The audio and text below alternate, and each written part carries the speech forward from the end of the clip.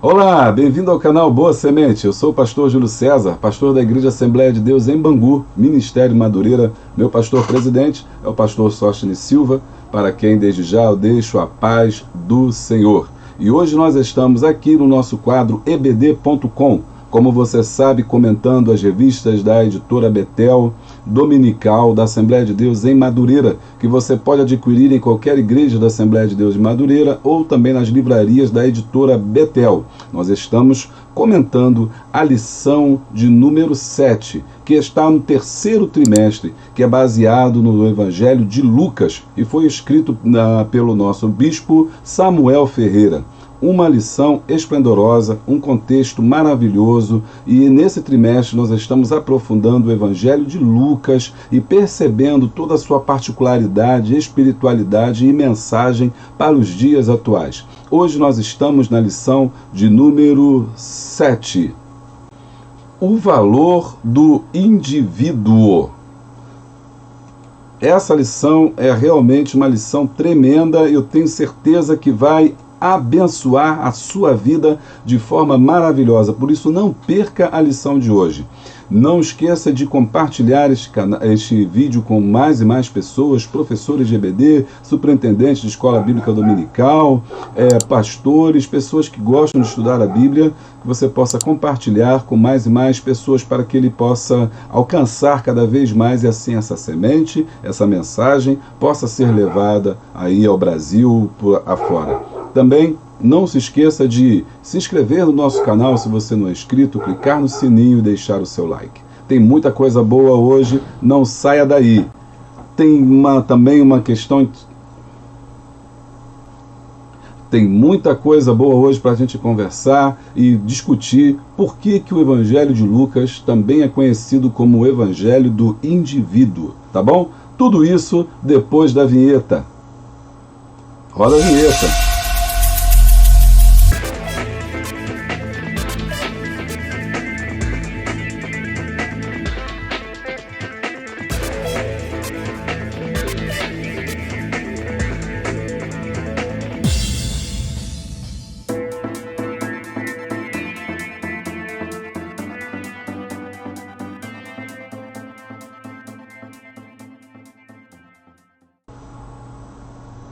Bom, então deixa eu fazer só um apanhado geral para você que está chegando hoje, está acompanhando aqui o nosso canal, está vindo agora e acompanhando as revistas ou as lições da Betel Dominical, que esse trimestre trata de Lucas, como eu falei anteriormente. Bom, nós começamos na lição de número 1 falando sobre Lucas e seu Evangelho. Ali naquela lição, o autor também mostrou como que se divide o livro de Lucas, né? Como é que tem essa fase da preparação ali do nascimento de Cristo. Vimos também ali como que os 3 cânticos necessários ou importantes ali para Lucas, que são descritos logo nos primeiros capítulos. Vimos também que ele é o único que fala sobre o nascimento de João Batista, sobre a família de Isabel, né? E João Batista, que é primo de Jesus, a forma milagrosa como ela engravida, né? E é anunciado pelo anjo também. Como que Maria também recebe a visita do anjo e o cântico que ela declara, Benedictus.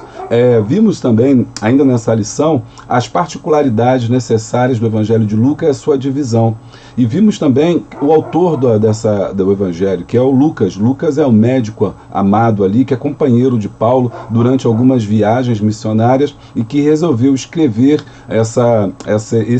esses relatos acerca de Jesus para alguém que era chamado de Teófilo. Lucas não é judeu, Lucas é um grego, conhecedor ali da palavra, e também um médico, um homem culto, um homem inteligente, mas que se converte ali ao cristianismo e procura provas elementares sobre a existência desse homem chamado Jesus. Ele não viveu com Jesus como Paulo, ele não conheceu Jesus pessoalmente e por conta disso ele vai levantar vários relatos e vai se valer ali da história. Por isso também Lucas é conhecido como alguém que teria sido o primeiro historiador aí da igreja, né? Você tem outros também, como Flávio Josefo, mas Lucas ele se aproxima mais no sentido de narrar a história e contar a história de Jesus. Por isso a importância de Lucas como aí um historiador, um dos primeiros historiadores aí do mundo antigo, que nos relata, nos dá vários dados importantes sobre a vida de Jesus.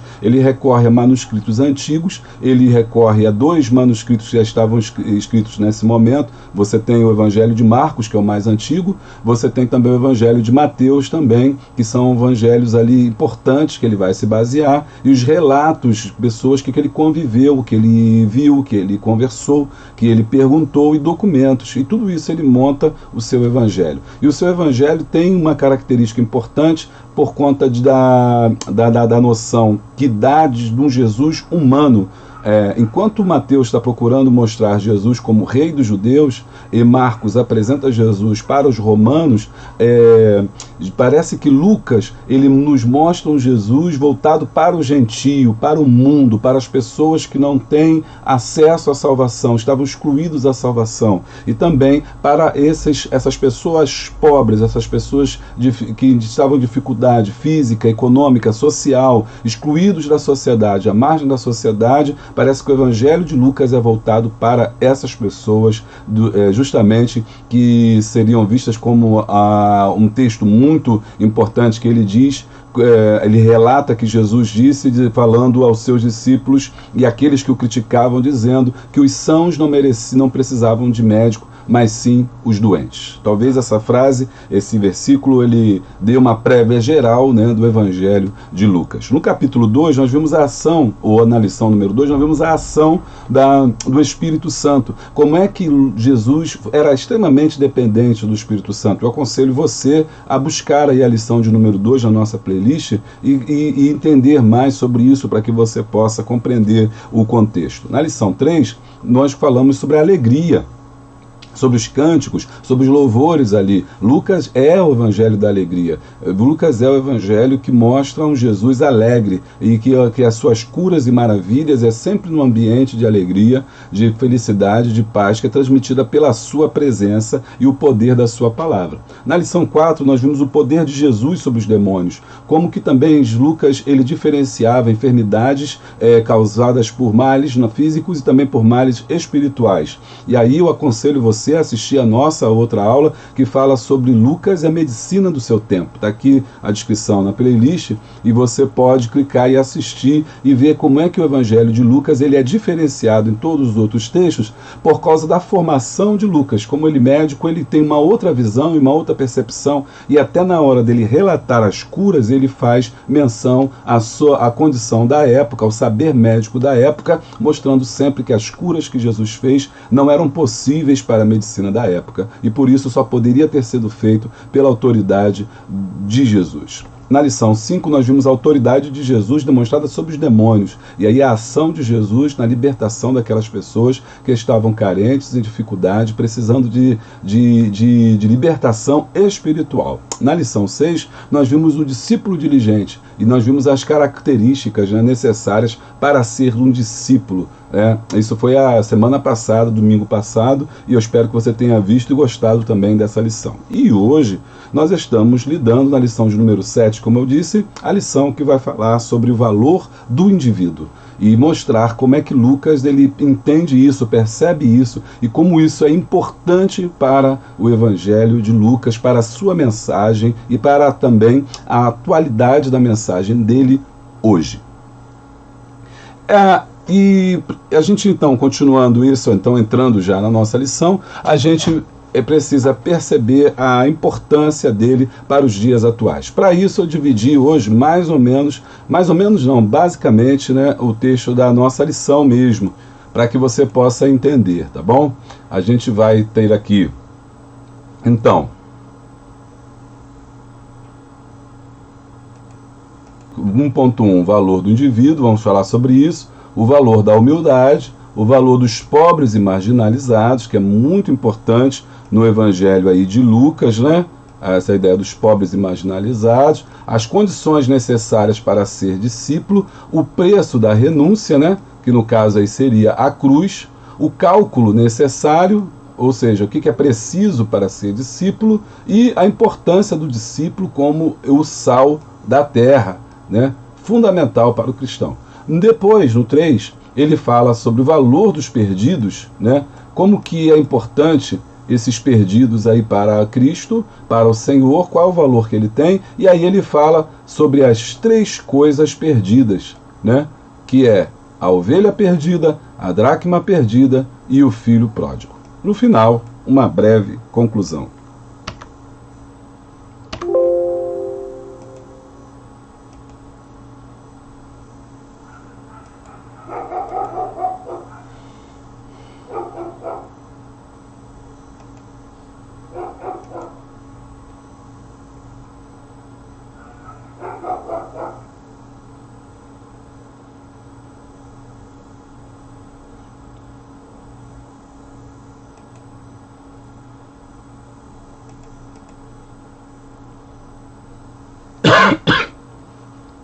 Por que os fariseus e escribas se incomodavam quando Jesus se relacionava com estas pessoas, os pobres, mendigos, aleijados? Os líderes religiosos se cuidavam muito em manter-se limpos, conforme a lei do Antigo Testamento. Inclusive foram a lei que dizia que você não poderia se tocar em certas pessoas. Em contraste, Jesus tomou o conceito de limpeza sem lhe dar muita transcendência. Arriscou-se a poluir-se ao tocar em leprosos, e ao não lavar-se, como os fariseus tinham estabelecido, e mostrou o total desdém pelas sanções que se implicavam por relacionar-se com certa classe de pessoas.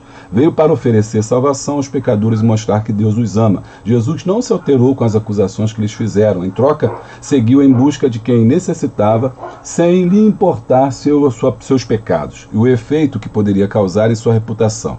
Que coisas lhe mantém afastado de gente necessitada de Cristo? Seria uma boa pergunta para a nossa aula, para a sua aula. E para a gente entender o contexto do capítulo 14 e o 15, que o autor vai relatar, vai conversar com a gente, o bispo Samuel Ferreira vai falar, é importante a gente perceber o seguinte: qual é o contexto da época, né?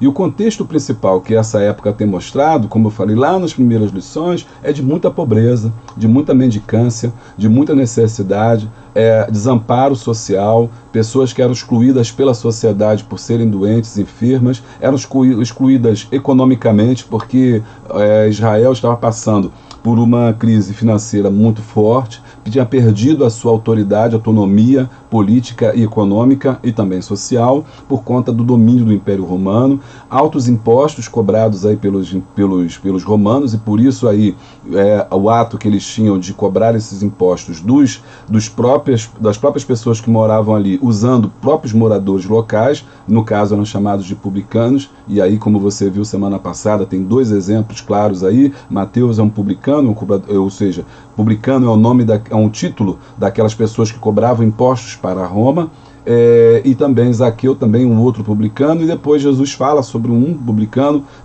talvez hipotético, que vai orar no templo e se vê como alguém miserável, enquanto aquele que estava do seu lado, um fariseu, se julga como santo. Bom, então esse é o contexto da época. Do outro lado da questão religiosa, você tem toda uma exclusão religiosa, porque os pobres não poderiam conhecer a Torá, não conheciam a lei. E por não conhecer a lei, eles eram desde já excluídos, porque eles não conheciam a lei, não tinham contato com a lei, não sabiam o que era a lei. Então a própria lei usada, interpretada dessa forma, já excluía essas pessoas, embora não fosse a lei que os excluísse, mas a lição, a interpretação dos doutores da lei que fazia com que eles fossem excluídos. Por exemplo, nesse momento você tem a interpretação da lei, e a interpretação da lei valia muito, e quem fazia a interpretação da lei eram os rabis. E então eram eles que interpretavam erroneamente a lei e usavam-na para excluir essa massa pobre, essa massa da população aí que era deixada de lado. E nesse sentido, então, esses pobres estão afastados aí dessa religião. Nós vimos também que eles não tinham acesso ao estudo, à cultura, né? Não era todo mundo que podia estudar. Nós vimos que não tinha escola, os médicos os professores eram praticamente pessoas que trabalhavam de forma autônoma, e esses médicos Esses professores trabalhavam como quase particular, trabalho particular. Muito bem.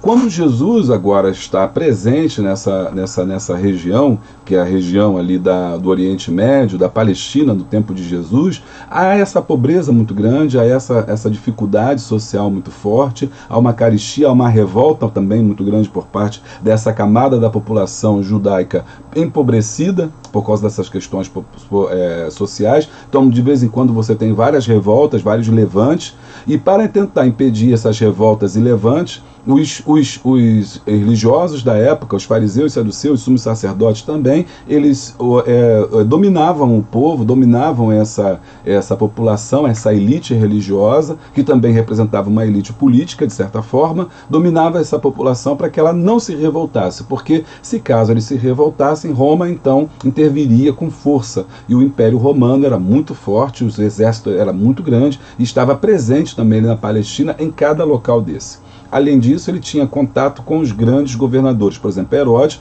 apesar de ser judeu, ele também faz essa jogada política. É alguém da elite que vende o seu próprio povo para o povo, para os romanos. Você tem outros também protetorados ali que estão governando dentro da Palestina, sendo submissos ao Império Romano. É nesse contexto que Jesus surge com uma mensagem diferenciada. E a sua mensagem diferenciada fala de salvação, de amor, das bem-aventuranças, né, da felicidade para esses pobres, para esses que são oprimidos. Por isso que o Evangelho de Lucas ele é diferente, porque ele traz esse retrato de Jesus como alguém que está preocupado com a questão social, como alguém que está junto aos pecadores, como alguém que está junto às massas dos excluídos. E como ninguém, até então, havia falado com tamanha ousadia, com tamanha autoridade, esse discurso de Jesus tem um apelo muito forte e as pessoas se voltam para ele a ponto de, aonde quer que ele esteja, multidões de pessoas começam a segui-lo. E nessa multidão você tem pobres, mulheres, pessoas idosas, você tem paralíticos, mancos, cegos, pessoas que seguem a Jesus também na esperança de serem curados, e muitos também que seguem a Jesus na esperança de melhores condições de vida. Tanto é que Jesus, uma vez, após a multiplicação do pão, fala: esse povo me segue não porque me ama, mas por causa do pão que perece. E aí, Jesus vai falar da importância, falando aos fariseus e saduceus que haviam desprezado o homem de uma forma geral. Jesus vem resgatar essa ideia, trazer essa ideia de volta, falar sobre o indivíduo. E aí tem uma frase muito importante do John Piper que pode nos ajudar a você falar com a sua classe, que é o que ele diz o seguinte: o fato de Jesus comer com pecadores não significa cumplicidade de Deus com o pecado, e sim a busca de Deus pelos pecadores. O que você pensa sobre essa frase? Como você pode usá-la em sala de aula? Porque essa era a crítica que os fariseus e saduceus faziam a Jesus. Olha, ele come com pecadores, ele anda com pecadores, ele está lá, ele fica no meio deles, ele gosta desse negócio aí do pecado, né? E isso foi uma grande crítica. E em resposta a essa crítica, Jesus então começa a fazer todo o seu discurso. E aí o autor fala logo no 1.1 sobre a questão do valor do indivíduo. Você já viu essa frase? Quanto mais conheço pessoas, mais eu gosto dos animais. Quanto mais eu conheço pessoas, mais eu gosto dos animais. Estou no 1.1, valor do indivíduo. Com certeza você já ouviu essa frase. Com certeza você já ouviu essa frase aí. E o que é importante a gente pensar que o homem é criação de Deus, foi feito por Deus, a imagem e semelhança de Deus, foi o único que foi formado por Deus, a importância do homem. É claro que o homem, as pessoas que dizem isso é porque elas imaginam apenas o homem caído, o homem sem Deus, mas o homem, a Bíblia diz que é a coroa da criação. Todo homem tem valor. Não, o valor do homem não está naquilo que ele possui, nas suas condições físicas, não está nos seus bens materiais, aonde ele mora, na sua conta bancária. O valor do homem está na sua dignidade, na dignidade do ser humano. Isso tem muito a ver também com direitos humanos, né? Algumas pessoas pensam que direitos humanos é para defender bandido. Negativo. Direitos humanos é bíblico. Direitos humanos é do homem. O homem foi criado por Deus, a imagem e semelhança do Criador. Portanto, ele é muito importante. O seu valor não está nas coisas que possui, mas está em ter sido criado por Deus. Ser humano, todo ser humano tem valor, e por isso Jesus vai dizer sobre o papel importantíssimo do indivíduo. Esse indivíduo, ele é importante. Até então, só se pensava na ideia da coletividade, do grupo, da religião, dos grupos sociais, sejam econômicos ou políticos ou religiosos. E Jesus está dizendo, não, eu vim no individual, eu venho tratar do individual, eu venho falar do individual. Nosso Deus é o Deus que nos trata na individualidade. Algumas pessoas querem, muitas das vezes, manipular a Deus e a forma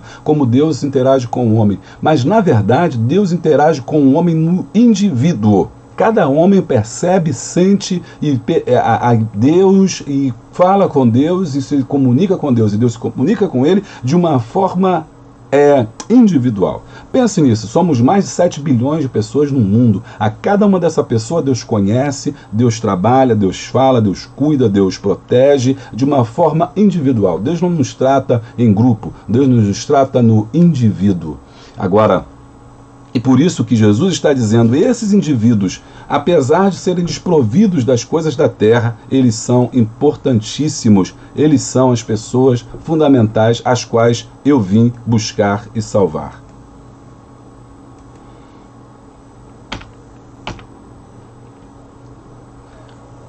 Por isso, Jesus, em Lucas capítulo 14, 7 ao 14, vai falar sobre os primeiros lugares. Ao chegar à casa de um homem, ele que o recebe, ele então vai começar a falar com ele sobre a importância deles perceberem e entenderem que os primeiros lugares é motivo de honra.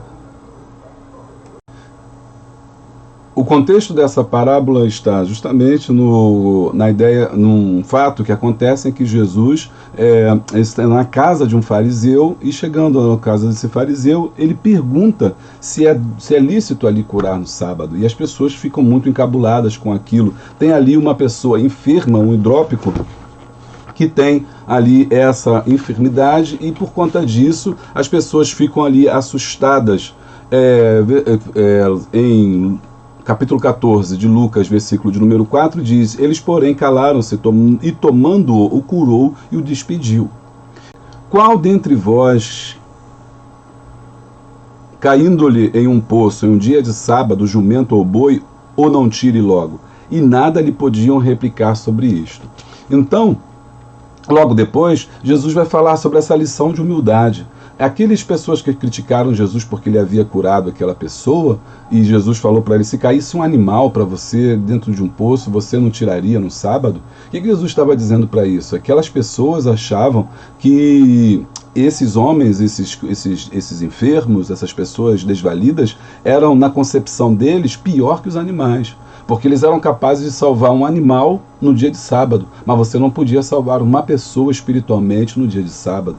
Eles eram capazes de tirar uma ovelha sua que tinha caído no dia do sábado, mas eles não eram capazes, muitas das vezes, de curar o enfermo, ou de falar, ou de pregar, ou de fazer qualquer coisa boa no dia de sábado. Na verdade, isso era uma desculpa para não fazer nada pelo indivíduo, porque na concepção deles, essas pessoas, os pobres, inválidos, doentes, enfermos, valiam menos que os animais. Daí essa ideia, quanto mais conheço meus animais, quanto mais eu conheço seres humanos, mais eu gosto dos animais, que é uma ideia hoje muito comum, ela é contrária à palavra de Deus, porque na verdade nós devemos gostar mesmo tanto dos animais, mas também de pessoas, porque Deus salva pessoas, o evangelho é para pessoas. Nós somos pessoas.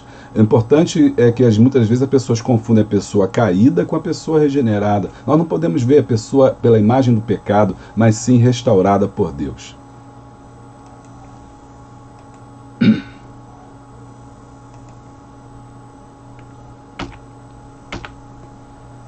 O valor dos pobres marginalizados. Jesus também fala sobre a importância desses pobres marginalizados, quando ele vai falar então sobre o banquete. E ele, então, nesse texto do capítulo 14, ele vai falar sobre as festas que eram feitas e que eles não deviam ficar convidando aquelas pessoas importantes e ricas, como era o costume do Império Romano, em que se abria a sua casa e dava-se banquete para pessoas também abastadas que podiam retribuir. Mas Jesus está dizendo justamente o contrário, que a gente devia chamar as pessoas justamente que não podiam retribuir-lhe o seu favor.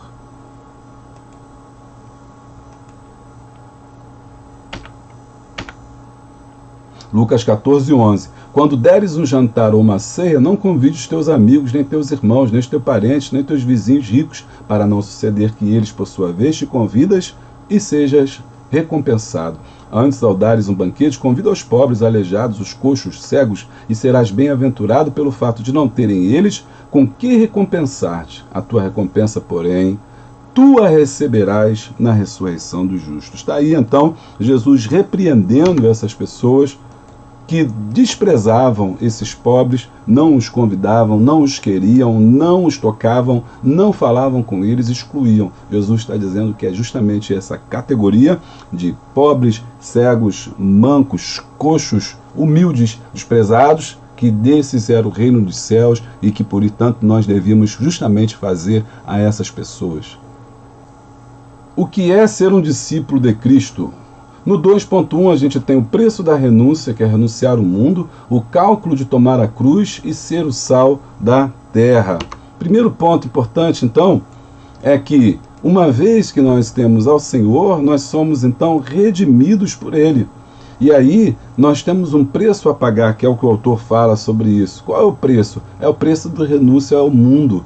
Então, o indivíduo é importante quando ele se torna, não por ser, o indivíduo é importante porque ele é capaz de se arrepender, é capaz de receber a salvação, e no 2 ele vai falar sobre essa possibilidade dessa pessoa ser redimida.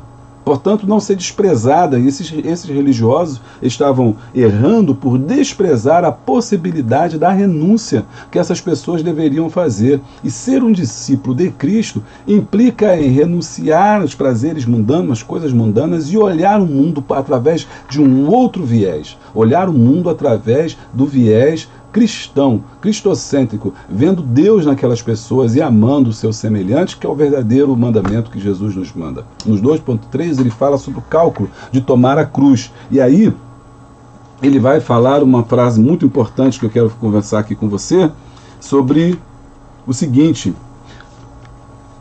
no 2.2, né? Após exigir lealdade acima dos laços familiares e consanguíneos, o Senhor Jesus aprofunda o tema, exigindo de seus discípulos segui-lo e tomar a sua cruz. Então, aquele que também quiser ser discípulo de Cristo, ou aprendiz de Cristo, precisa também aprender com Cristo. E aprender com Cristo significa segui-lo, estar aos seus pés e negar a si mesmo e carregar a sua cruz, ter o seu próprio sofrimento. A vida cristã deve ser vista como uma grande torre a ser edificada, ou como uma guerra a ser batalhada. Ou seja, antes de tais compromissos, se deve calcular as despesas do início ao fim. Jesus não quer discípulos precipitados que voltem atrás. Então, ele está continuando aqui toda a narrativa do capítulo 14, porque ele vai falar sobre a grande ceia, ele vai falar sobre uma festa verdadeira, que é quando você, essa parábola da festa é interessante que ele está dizendo aqui, porque ele está falando, se você convida seus amigos ricos, eles te pagam, você já recebe a sua paga. Mas se você convida pessoas que não podem e eles não te pagam, portanto, porque não podem mesmo retribuir, a sua festa será do céu, ou seja, Deus te retribuirá. Qual é a festa que nós queremos? A festa dos homens ou a festa de Deus? Essa contradição que Lucas está trabalhando aqui é interessante no capítulo 14, para você desenvolver com a sua turma. E por que ele fala do discípulo no tópico 2? Porque logo depois no texto ele vai falar sobre o discipulado.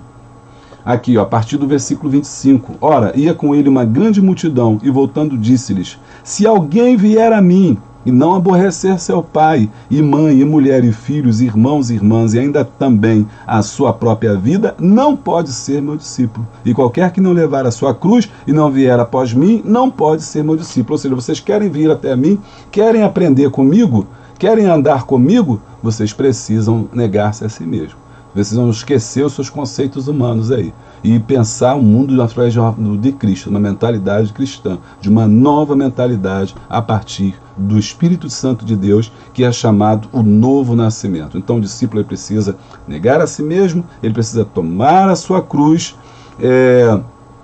e precisa também, no tópico 2.3, ele precisa ser o sal, né? E aí é o versículo 34 em diante, quando ele vai falar justamente sobre isso. Olha, bom é o sal, mas se o sal degenerar, com que se adubará? Nem presta para a terra, nem para o monturo. Lança-no fora. Quem tem ouvidos para ouvir, ouça. E aí Jesus fala sobre, então, se vocês querem me seguir, vocês têm que fazer como eu faço. Vocês têm que negar todas as coisas terrenas, têm que carregar a sua cruz e têm que fazer a diferença. Como aplicação? Como que o cristão pode fazer a diferença nesse mundo? Se você percebe todo o contexto do capítulo 14, você está dizendo que ser cristão é prestar atenção no indivíduo. Algumas pessoas comentam e falam sobre a questão social, dizem que não é importante a questão social, Deus não está preocupado com a questão social. Está sim. Se você tem uma leitura mais acurada de Lucas, você começa a perceber como esse indivíduo, como essa pessoa, no individual, ela é importante, independente da sua condição econômica e social. E que Deus o ama de forma tremenda e incondicional, a ponto de resgatá-lo e lhe dar sentido, e dar-lhe dignidade de vida. E essa dignidade do ser humano, ela só pode ser alcançada de duas formas. Ou a forma econômica, quando de alguma forma o Estado age nesse sentido, ou de forma espiritual, que é a mais eficaz. Porque a de forma econômica ela só age por fora, mas a forma espiritual ela age por dentro. Ela dá dignidade espiritual ao indivíduo. Quantas pessoas foram resgatadas dos vícios, das drogas, da sarjeta, foram tirados de uma vida de pecado, de uma vida sem Deus, de uma vida sem perspectiva, mas a partir do Evangelho viram o mundo com outros olhos, com uma possibilidade de crescimento espiritual e material, colocaram em Deus a sua confiança, estudaram, batalharam, venceram na vida e hoje conquistaram a dignidade. E a dignidade não é riqueza, a dignidade é viver de forma digna, como Deus criou o homem para viver, para ser feliz, para gozar a sua vida de forma plena e abundante. E por isso que o discípulo deve ser um agente de Deus nessa terra, para trazer a diferença, para salgar, para justamente estar atento às questões sociais. Reflexão. Você tem prestado atenção nos indivíduos? Você tem passado pelas ruas e olhado para esses indivíduos? Qual é o amor que te move? Qual é a função que te move? Você levanta o vidro do seu carro quando você vê alguém pedindo e você diz assim, não pode você pedir, você der alguma coisa, você vai trazer aquela pessoa para aquele estado de mendicância, né? E vai fazer com que aquela pessoa seja dependente. Não estou defendendo aqui a questão da caridade. O que eu estou falando aqui é que a importância do indivíduo, que aquela pessoa que está no trânsito pedindo dinheiro, a pessoa que está na sarjeta, ela tem que ser vista como um filho de Deus, amado filho de Deus. E que você, que teve mais condições, que Deus te abençoou mais, tem a obrigação de abrir os olhos para isso e cuidar dessas pessoas, de ser o sal da terra e a luz do mundo. Amém? E no tópico 3 ele vai falar então sobre as 3 grandes coisas perdidas. E é por isso que muitos comentam, muitos estudiosos chamam Lucas do Evangelho das coisas perdidas. Ele vai enumerar 3 coisas perdidas aí que são importantes para a percepção disso. Parece um absurdo que o pastor deixe as 99 ovelhas para procurar uma sozinha, mas sabia que as 99 estavam seguras no redil, enquanto que a perdida estava em perigo. Devido a cada ovelha ter um alto preço, né, uma ovelha não era nada barato, quando a gente pensa assim, deixou uma ovelha, não, uma ovelha valia muito, era um preço muito caro. O pastor sabia que valia a pena procurar aquela ovelha perdida até encontrar, porque ela possuía um valor. O amor de Deus por cada pessoa é tão grande que busca a segurança de cada um e se regozija quando o encontra. Jesus se relacionou com os pecadores porque os via como encontro uma ovelha perdida, pecadores considerados sem esperança, para lhe dar as boas novas do reino de Deus. Antes que você acreditasse, Deus o buscou e seu amor segue procurando aos perdidos. Então, é a primeira parábola que ele cita, mais conhecida, a parábola das ovelhas, dizendo o valor que aquela ovelha tem para o pastor, né? Que muitas pessoas podem considerar que é mais uma. Não, não é mais uma. Ela é é especial. Você é especial. Nós somos especiais. E de todos esses 7 bilhões de pessoas no mundo, só existe uma pessoa igual a você.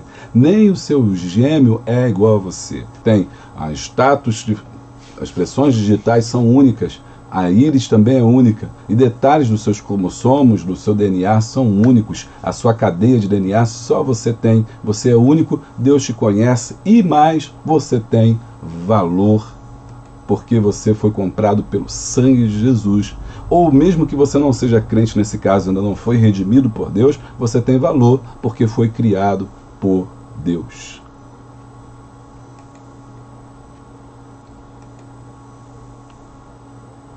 E a segunda, depois ele vai falar sobre a dracma perdida, que é a parábola também muito conhecida de uma mulher que perde, das 10 dracmas que tem uma, e ela fica ali diligentemente tentando encontrar essa dracma perdida.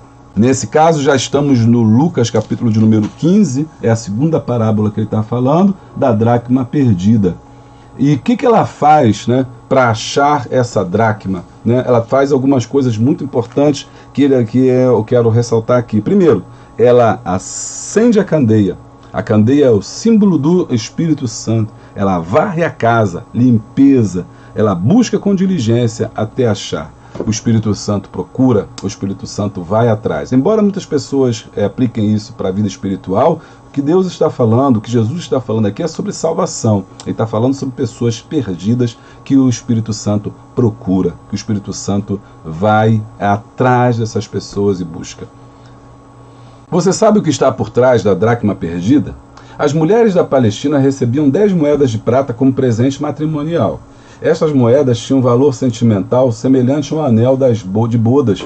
E perder uma era como quebrar uma aliança, perder ali um casamento. É o símbolo ali muito importante, memorial daquele ato do seu casamento. Assim, como a alegria que significa para uma mulher achar uma moeda ou um anel extraviado do seu casamento, também os anjos se regozijam quando o pecador se arrepende.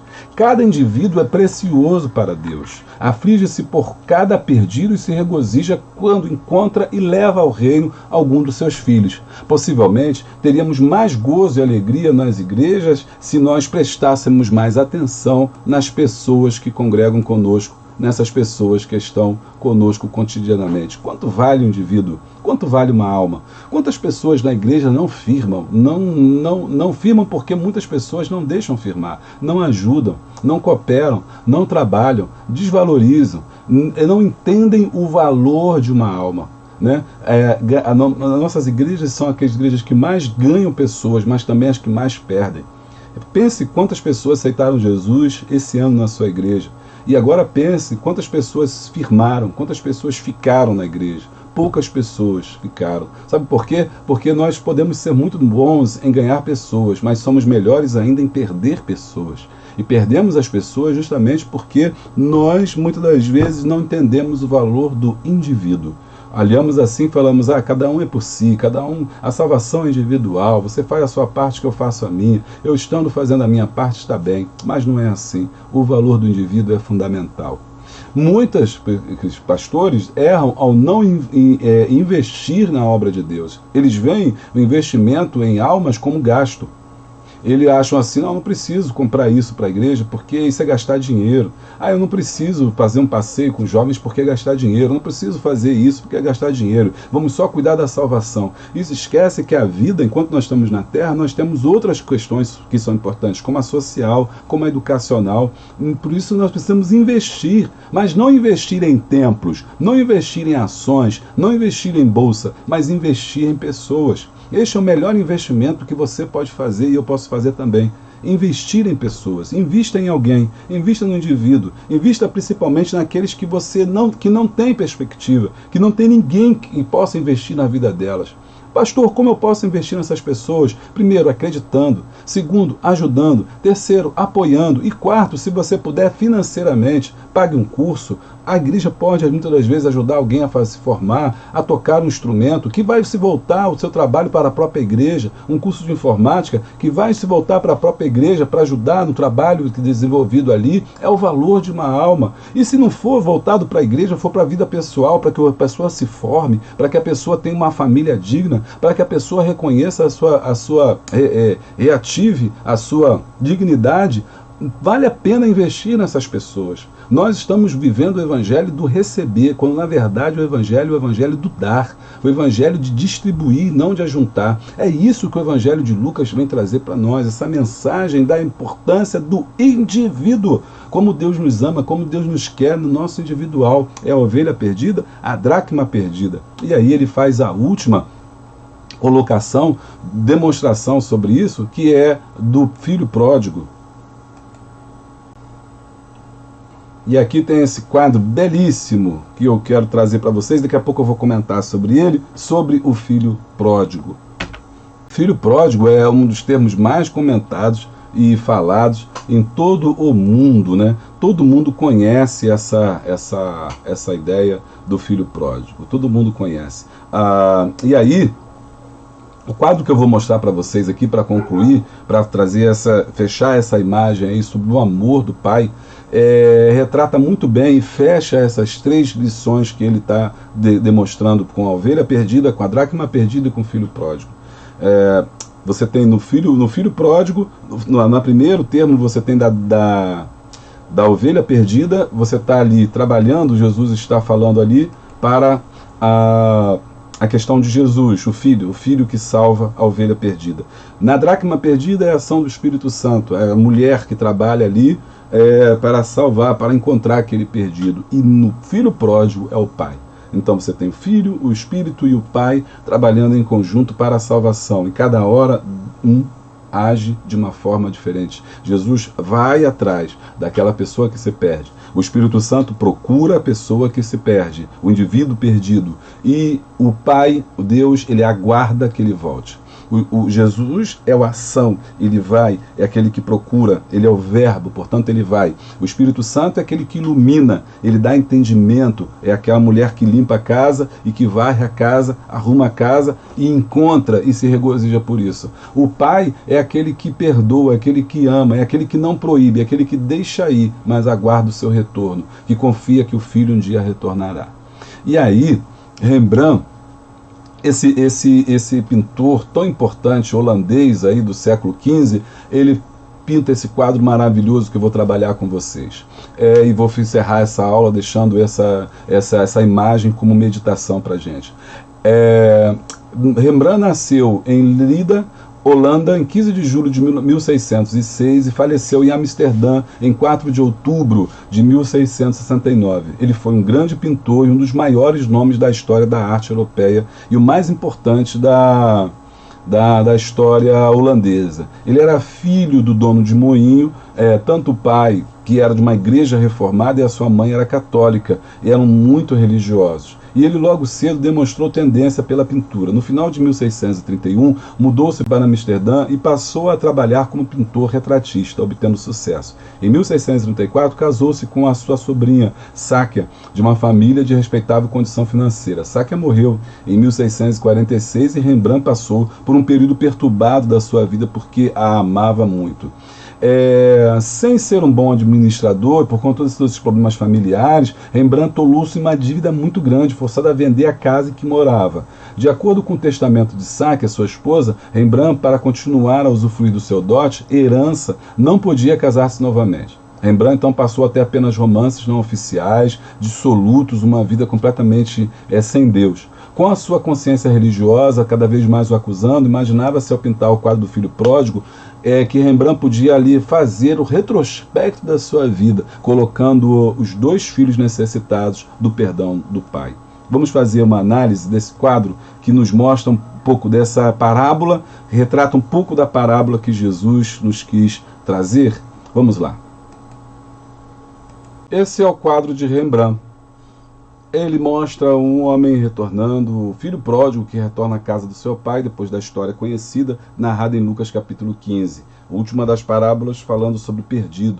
E aí ela tem algumas características importantes, e a força desse quadro psicológico está na ideia de que Rembrandt está se retratando ele mesmo, ou seja, ele está mostrando como ele, depois de toda essa vida conturbada que ele teve, ele retorna para os caminhos de Deus e tem um seu encontro com o seu Pai Celestial. E aí, esse quadro nos traz algumas referências importantes que ele faz sobre isso na arte. Primeiro, a questão das mãos. Eu não sei se você conhece esse quadro, mas ele é importante porque mostra isso. De um lado nós temos uma mão masculina, do outro lado nós temos uma mão feminina, retratando as duas características de Deus. Ele é, ao mesmo tempo, firme, né? Ele é também amoroso, né? Nos recebe com amor. A questão do pai paterno e a questão da mãe materna. Referência também aos seus pais, né? Um protestante e outro católico, mas que recebeu aí um cuidado, um conhecimento cristão. Isso é importante e ele retrata isso muito bem, essa imagem de Deus aí, com esses dois lados importantes, tanto da firmeza quanto do amor. O outro aspecto também importante desse quadro, muito interessante, é os pés. Você, dando um zoom aqui, você pode observar essa parte dos pés calçados, né? Metade, um pé está calçado e o outro não, metade da vida, os pés representam vida. Também os pés são trocados, a sandália do direito está no esquerdo e esse do esquerdo está no direito, embora descalço, rasgado, né? Sujo, né? São características de alguém que andou muito pelo pecado, se perdeu no mundo, fez tudo o que não devia, mas dessa vida trocada, dessa vida tão conturbada, conseguiu retornar e voltar para os caminhos do Senhor. Assim também é todo aquele que está sem Deus. Pés trocados, vidas trocadas, pés sujos, sapatos amarrotados e gastos, e por conta disso ele vai receber uma nova sandália que o limpa e nova, que o seu pai lhe trará. Esse quadro de Rembrandt, então, encerra essa minha fala aqui e também encerra o texto que o Jesus está falando sobre as três coisas perdidas, né? Sobre o filho pródigo, sobre a dracma e sobre a ovelha perdida. E se a gente puder fazer aqui uma rápida comparação, é importante notar o filho pródigo na sequência, né? A ovelha perdida, a dracma e o filho pródigo. A ovelha perdida é Jesus procurando o homem, né? Ele é o sumo pastor, é aqui a ação de Jesus no procurar o homem. Na dracma perdida é o Espírito Santo procurando o perdido, né? A mulher representa o Espírito Santo, ele acende, procura, varre, encontra e dá uma festa. E no filho pródigo é Deus esperando a volta do perdido, desse indivíduo que se foi, né? Três ações importantes aí que você tem aí na Trindade. O filho é aquele que vai, a mulher é o espírito, é aquele que busca, que procura, que encontra e que se alegra. E o pai é aquele que espera, não é aquele que proíbe que vá, mas aquele que aguarda o seu retorno. E ao aguardar o seu retorno, fica feliz em ele ter retornado, o recebe, o abraça, o beija, lhe dá roupa nova, um anel, um sapato novo, porque já se perdeu tudo, e mata um cordeiro e dá uma festa para comemorar. Essa imagem que Jesus está fazendo aqui, naquele momento, era muito propícia para aquelas pessoas que o ouviam na Palestina falar sobre as três coisas aparentemente sem valor, mas que eram extremamente valorosas para Deus. Os pastores de ovelha entendiam muito bem o valor de uma alma, as mulheres entendiam muito bem o valor da dracma e qualquer pai entende muito bem o valor de um filho. Amém? Conclusão.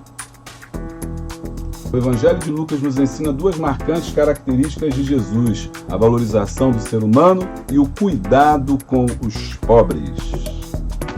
Muito bem, meu amigo, minha amiga, professor, professora de EBD, superintendente, coordenador, pastor, Deus te abençoe. Muito obrigado por ter estado conosco. Espero que essa videoaula tenha sido bênção para você e para a sua igreja. Não deixe de colocar aqui seus comentários, dizer de onde você é. Vai ser um prazer poder comentar contigo. Também seria importante, muito importante, você poder estar aí com a gente, se inscrevendo no nosso canal, compartilhando esse vídeo para que mais e mais pessoas possam receber a semente do Evangelho. Clica no sininho e assim todos os vídeos que tiverem você será avisado. Tem uma forma de você contribuir com esse ministério, com esse trabalho aqui de ensino. É só você clicar no Apoia-se. Talvez você possa ser um dos nossos apoiadores, colaboradores do nosso canal. Vai ser muito bom você poder estar conosco. Ou então, você pode também clicar aqui embaixo e se inscrever no nosso Zap, no nosso link ali, onde eu compartilho os dados importantes, planos de aula, dicas de cursos de EBD para o seu crescimento. Mas eu quero agradecer as suas orações, porque são elas justamente que nos têm mantido de pé. Deus te abençoe, tenha uma semana abençoada, em nome de Jesus. Paz.